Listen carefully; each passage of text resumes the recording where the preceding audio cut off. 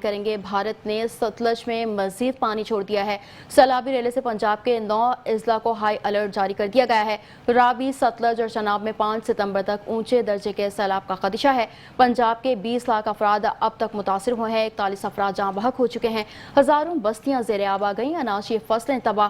فیروزپور، قصور، اوکارا، بہاول نگر، پاک پتن، بہاڑی، لودھنا، بہاولپور، ملتان اور مظفر گڑھ متاثر ہوئے ہیں۔ ہیٹر میں پر انتہائی اونچے درجے کا سیلاب ہے۔ بند بوسن میں سیلابی صورتحال خطرناک حد تک شدت اختیار کر چکی ہے۔